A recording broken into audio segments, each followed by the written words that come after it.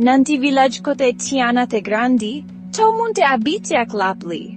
Lapli bay lavi, li fe jaden grandi, li plen ravi nak dlopo bet bue.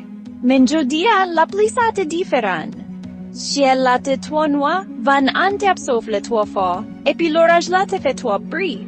Tiana te shita su galri kaila, li ken bejenul sere a kel tapat fo. Chak kot l'oraj, chak guovan te fe li tremble. Man mi mwen pe. Gade ki jan manan ap soufle fo. Esi li craze kaila. Esi lapli ap ajam sispan. Man li mari te chita su galri ak li. Li pa jen la perez dito. Li te peze Tiana pi prelie pi li pase men so cheve pitit filia. Mwen komprano pitit mwen. Tanpèt konfirmun pe. Men u sonje sa Bibla disu bonje leno santin pe.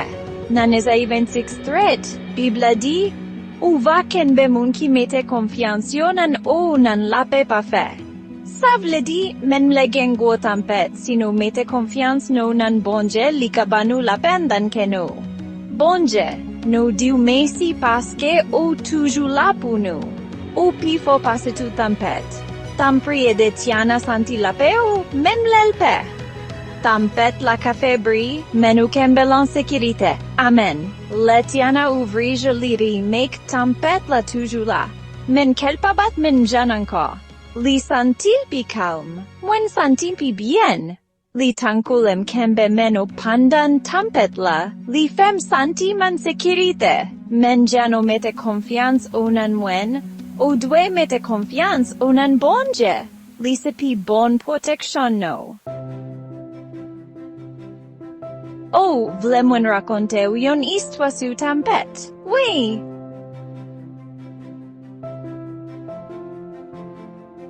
Jen yon Istwa nan Bibla su disip Jezi yo. Yote so lanmè, yap navij nan bato yo, epi to denku jen yon guo Tanpèt ki leve. Vanan tap soufle fo, lam yote leve wo, epi bato ap tremble. Men ki kote Jezi te ye, Jezi te la, men ou paka kwe sa li tap fe. Li te ap domi. Domi? Pandan go Tanpèt sa? Oui, paske li te gen Lapè. Li te konnen bonje kontrole tot bagay. Men disip yo te pe. Yo reveye Jezi epi yo di, met, no pral mori. Epi, Jezi leve li leve men, epi li di Tanpèt Lapè la rete tranquil. Epi sampeson komprann, lanmè avin kalm. Vanan sispan. Ovladi li jis pale ak Tanpèt la epi li sispan. Oui, paske Jezi gen po wasu tu bagay. Epi li gade disiplio epi li di puki sa no pe. Kod konfyans no.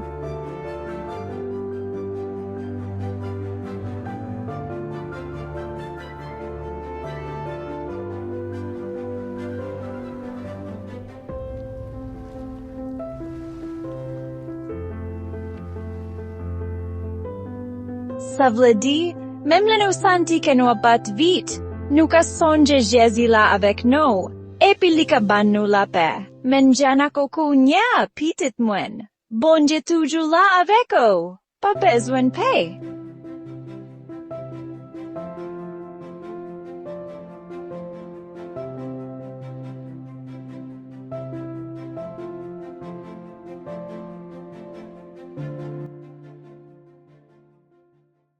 Tiana te chita yon bon titana panse. Mwen panse le portion Tanpèt la vini. Mwen pap be anko.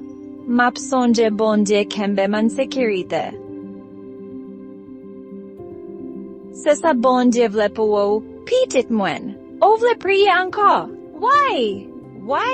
Yo kenbe men epi yo priye ansan. Bondye mesi paske o toujou la avec no. Ou se fos no. Tampri eden o sonje ke o pi fo pase nempot Tanpèt, epi o bannu Lapè le no mete konfyans no nan o. Amen. Aktivite po fe. Desine yon kote ki fe o santi Lapè. U ka desine yon lanmè tranquil, yon jaden plen fle, oswa men kai o ak manmi yu ak papa u.